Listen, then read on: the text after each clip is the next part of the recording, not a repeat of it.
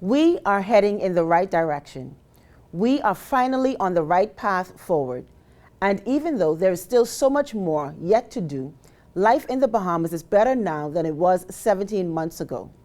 Those were the sentiments shared by the Honorable Philip Davis, Prime Minister of the Bahamas, during his presentation at the recently held mid-year budget review. Today, Financial Secretary Simon Wilson will join me to discuss the Prime Minister's mid-year budget report. Keep watching. You and Your Money starts now. You and Your Money is brought to you by the Ministry of Finance, Leno Corporate Services, and FOCAL. Since 1967, Freeport Oil Company Limited has been dedicated to fueling growth and prosperity in the Bahamas. We have been a constant pillar within the country, striving to invest and support our community through the best of times and the worst of times. For us, FOCAL represents 21 years of strength and consistency, consistent leadership, consistent growth, consistent customer service. Through it all, we are resilient. FOCAL, fueling growth for people. You watch them grow and make plans for them even before they're old enough to talk. You spend a lifetime of sacrifice to pave the way for their success and create a tomorrow you too can be proud of. Can you tell who is the investor? At Leno, we believe everyone who has ever put a penny aside for a future dream is an investor. If you're new to investing, Leno's financial experts stand ready to design plans based on your goals. Let's sit down and explore the options one-on-one and see how, together, we can make your dreams come true. Whether considering traditional investments like a new home, car, your own business, security in retirement, or your child's college fund, we take the confusion out of the process and make an investor out of you. Call 396-3225 for an appointment. Leno, your bridge to the future. TCL Group and Cable Bahamas Business Solutions present Grand Bahama Business Outlook 2023 under the theme Forward, Upward, Onward, Together. Our keynote speaker is the Honorable Chester Cooper, Deputy Prime Minister and Minister of Tourism, Investments and Aviation. Come join us at the Grand 𝗓𝗓𝗓 Resort on Thursday, March 16th or attend via Zoom. Register today at tclevents.com. Welcome to You and Your Money, everyone. We are 6 months into the 2022-2023 fiscal year. Joining me now to discuss the Prime Minister's mid-year budget report is today's special guest, Financial Secretary Simon Wilson. Mr. Wilson, welcome to the show. Thank you. During the mid-year budget review, the Prime Minister reported that the total revenue collection for the first 6 months is estimated to be $1.2 billion, which is an increase from the same period last year. Can you share some line items in the breakdown of the revenue receipts? Yes, so the real driver for that improved performance has been international trade taxes. So excise duties, customs duties, VAT on imports were the real drivers. Their performance has been exceptional. Property tax has also improved by $22.7 million, which is like a 33% increase in property tax receipts for that period, which is really exceptional. So those are the real drivers that improve performance. Now, you talk about those being some of the real drivers. What's the mechanism behind that causing this receipt to be increased in such a manner? The robustness of the economy and our compliance strategies. So the economy is very, very robust. We see growth in the double digits again in 2022. In the first part of 2023, these first couple of months, we see the same strong growth. So the robustness of the economy and our compliance strategy. The compliance strategy focuses on making sure persons get their tax bills on time and those bills are accurate. The government plans to grow revenue to $4 billion over the next 4 years. Are we really on track to meet this target? Yes, the focus has to be on compliance. If the compliance program is correct, that target is quite achievable. Now, I need you to give us a little bit more, give us a little insight into the actual compliance strategy. The compliance strategy focuses on making sure persons receive an accurate assessment of taxes, because once they receive an accurate assessment of taxes, they are more likely to pay their taxes. So that goes for VAT, business license, property tax, trade taxes, which is excise duty as well as customs duties. During a weekly press briefing at the Office of the Prime Minister last year, you talked about the revenue collection imbalance in the Family Islands. You said that the Family Islands generate 30% of the country's economic activity, but only 5% of government revenue. Is fixing this imbalance part of the government's strategy to achieve $4 billion in revenue by 2027? Yes, ma'am, that's a big part of it. We have to get more boots on the ground in the Family Islands to ensure persons receive their taxes on time and accurately, the tax assessments and bills. Now, even when you think about having to get that outreach into the Family Islands, I don't know whether or not you want to talk a little bit. What's your view on how Sand Dollar possibly can tie into the overall strategy? Well, I think Sand Dollar, the e-currency, is an important part of the strategy. It allows transactions to be done at a lower cost in the Family Islands. Remember now, when we collect cash in the Family Islands, in most cases, that actual physical cash has to be transported to New Providence at great expense. Well, according to the Prime Minister's mid-year budget report, the total expenditures for the first 6 months are estimated to be $1.5 billion. That's an increase of $119.3 million over the previous year. What were some of the reported key expenditures? Well, we had to front load a number of expenditures. Two things happened. Number one, we signed a number of wage agreements with public service unions that involved back pay for many unions. So that expenditure was front loaded. And then our capital program, especially the school repair program, that was front loaded. So there was a number of expenses related to that. Yeah, so you talked about the schools and having to have the front load expenditures. Does that actually tie into the schools being repaired on time or ahead of time or ahead of school actually opening? So it did, but also one of the things is you have to remember our school plan is pretty old. So the average age of school in New Providence is around 30 years, all right? So those schools need a complete refreshing. You know, some of those schools, Government High, T.A. Thompson, Sybil Straughn, those schools needed almost a complete refreshing. It's good to know that you're taking the initiative, even having to look at what those 30-year plans were, having to give the refreshers, and even see how they can actually tie in to improve going forward. Now, given the basis of accounting for expenditure, do we have any lagging costs which might change the recent outcomes announced by the PM in the midterm budget report? You might have some. You know, it takes us about 6 weeks to close a month. The accountants who watch understand what I mean by that. Because of our system is not fully integrated. So it takes us a while, but it's not going to be anything material. Now, with the debt increasing by $236.2 million to $11 billion, can you share briefly what led to this increase? Well, we run a deficit, but let me say this. Yes, the debt increased, but our primary balance was positive over the first 6 months of the year, which is a huge achievement. A positive primary balance means that our debt increase is zero, because it means that we're not borrowing to pay interest expenses, which is a huge achievement. Okay, so what other strategies are you putting in place to actually help out? No, because our revenue performance is such that our level of borrowing has dropped dramatically. Okay. So, you know, the first step in clawing yourself over of a fiscal issue is you focus on a primary balance. We have a primary surplus for the first 6 months. The next step is we focus on the overall balance. So we have now achieved a primary balance over the first 6 months. The next step will be, hopefully next year, we will achieve close to a balanced budget. We're projecting next year a deficit of 0.5% GDP, between 0.5% and 0.75% of GDP, which is a real achievement. And the year after next, we probably, if all things go well, we'll be looking at a fiscal surplus for the first time in our history.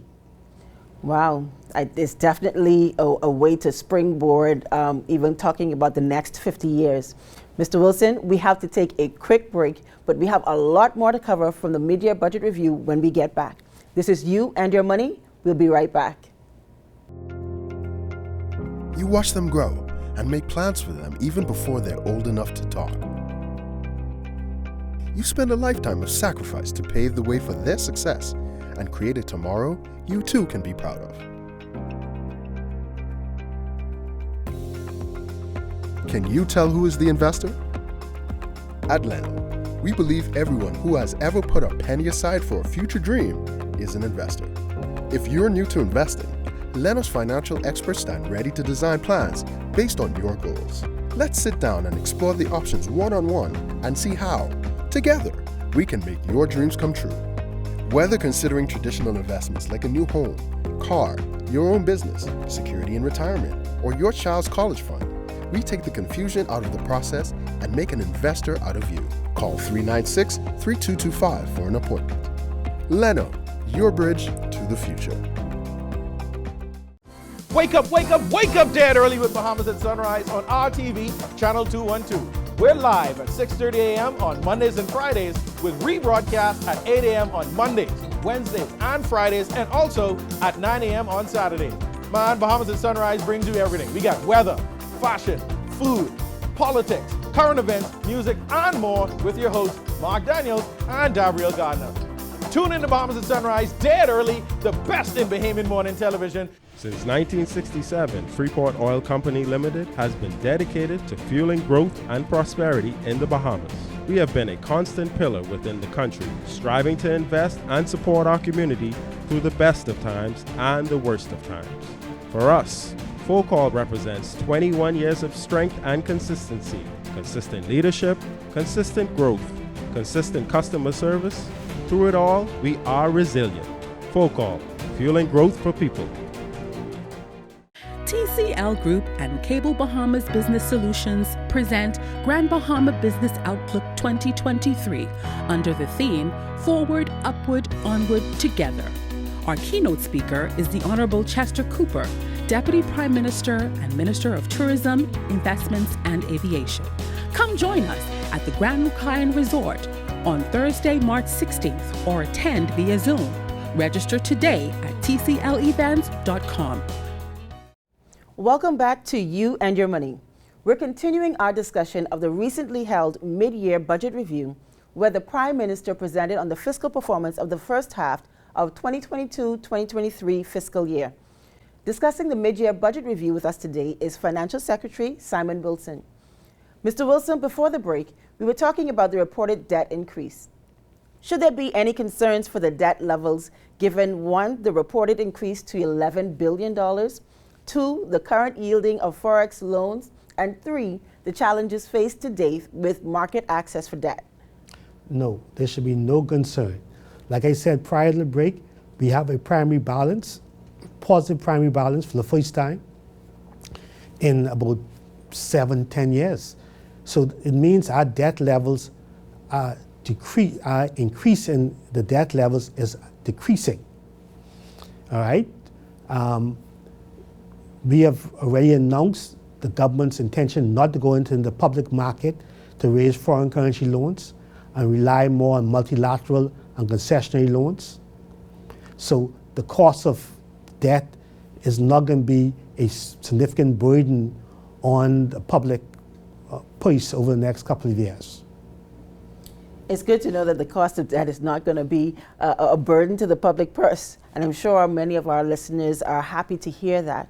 During the mid-year budget review, the Prime Minister reported that social assistance spending still represents a substantial increase over that of pre-pandemic years.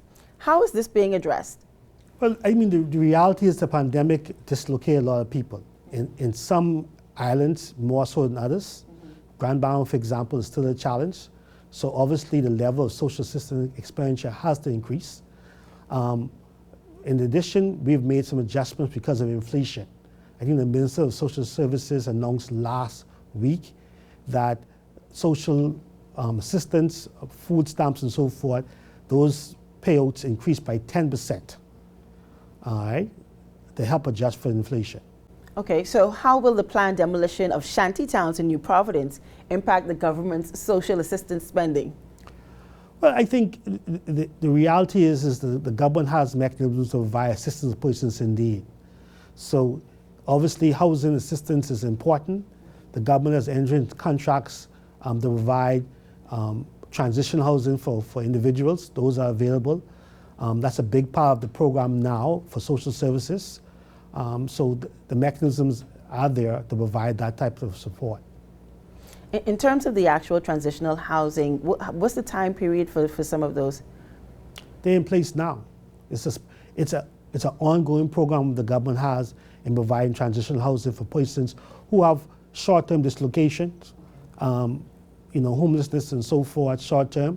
That program exists now and is being carried out by the Social Services Department. In his mid-year budget report, the Prime Minister revealed that we've been able to reduce our unpaid bills from almost $1 billion to $90.7 million. Can you talk about some of the bills that have now been paid? Well, the biggest one was a loan we had for BPL. That loan was $246 million. The government was successful in restructuring that loan and actually have it now fully funded and financed. That was done last year. In addition, there were arrears in the health sector. A number of vendors owed substantial monies coming out of COVID. Those vendors have now been paid. So that is the two biggest ones. And then obviously there's one arrears to employees.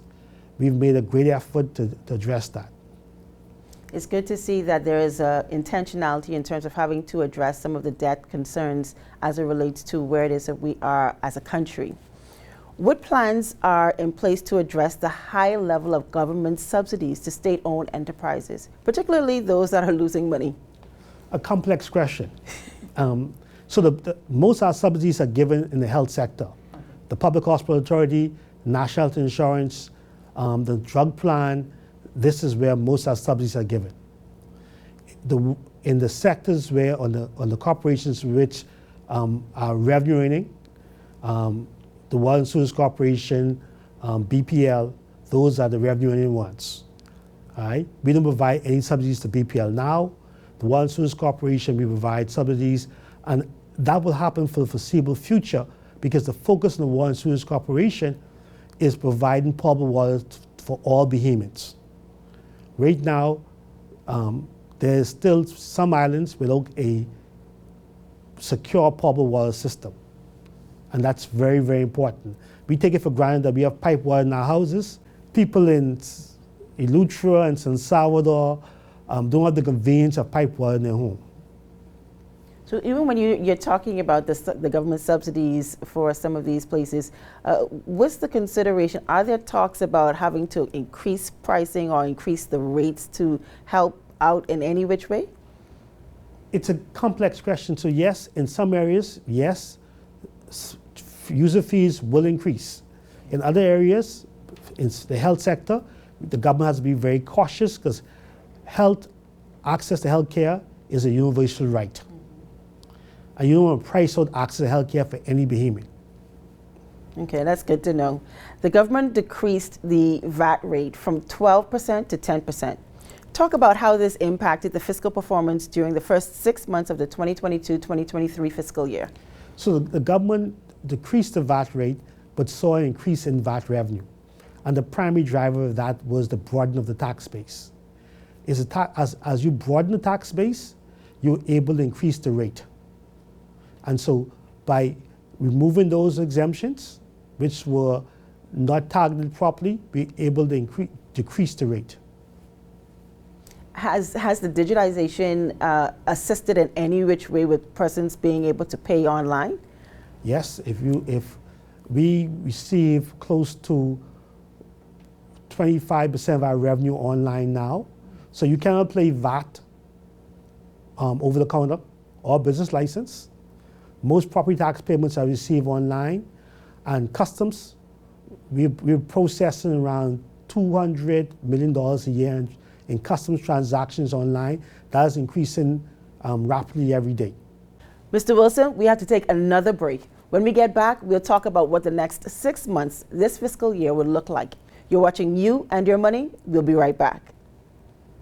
TCL Group and Cable Bahamas Business Solutions present Grand Bahama Business Outlook 2023 under the theme Forward, Upward, Onward, Together. Our keynote speaker is the Honorable Chester Cooper, Deputy Prime Minister and Minister of Tourism, Investments and Aviation. Come join us at the 𝗪𝗧𝗏𝗏 Resort on Thursday, March 16th or attend via Zoom. Register today at tclevents.com. You watch them grow and make plans for them even before they're old enough to talk. You spend a lifetime of sacrifice to pave the way for their success and create a tomorrow you too can be proud of.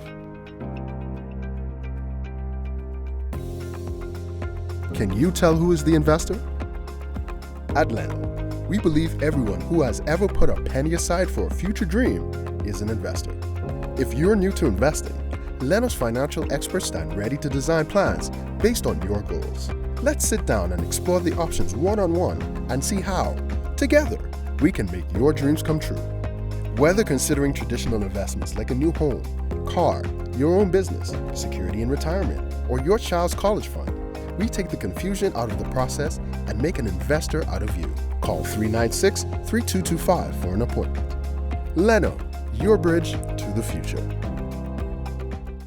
Wake up, wake up, wake up, Dad, early with Bahamas at Sunrise on RTV, channel 212. We're live at 6:30 a.m. on Mondays and Fridays with rebroadcast at 8 a.m. on Mondays, Wednesdays, and Fridays, and also at 9 a.m. on Saturdays. Man, Bahamas at Sunrise brings you everything. We got weather, fashion, food, politics, current events, music, and more with your hosts, Mark Daniels and Gabriel Gardner. Tune in to Bahamas at Sunrise, dead early, the best in Bahamian morning television. Since 1967, Freeport Oil Company Limited has been dedicated to fueling growth and prosperity in the Bahamas. We have been a constant pillar within the country, striving to invest and support our community through the best of times and the worst of times. For us, 𝗲𝗏𝗏𝗏 represents 21 years of strength and consistency, consistent leadership, consistent growth, consistent customer service. Through it all, we are resilient. 𝗲𝗏𝗏𝗏, fueling growth for people. Welcome back to You and Your Money. Financial Secretary Mr. Simon Wilson is still with us. We've been discussing the fiscal performance of the first half of the 2022-2023 fiscal year, which the Prime Minister outlined in his presentation at the recently held mid-year budget review.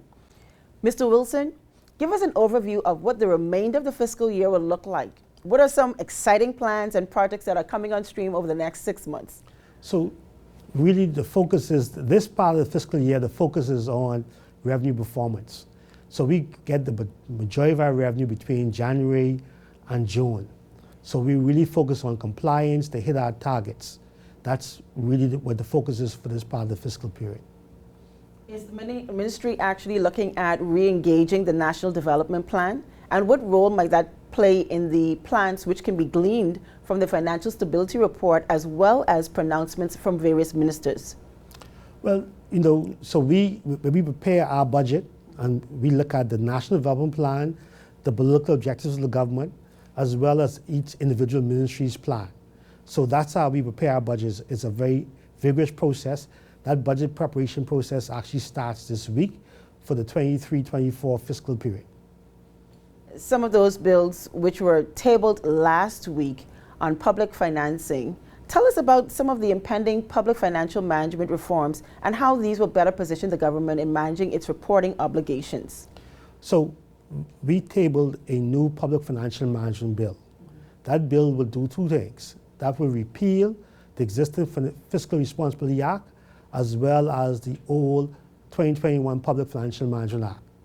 Combine the key provisions of those acts into one legislation, change the reporting timelines, and also create a permanent fiscal council with a permanent secretary.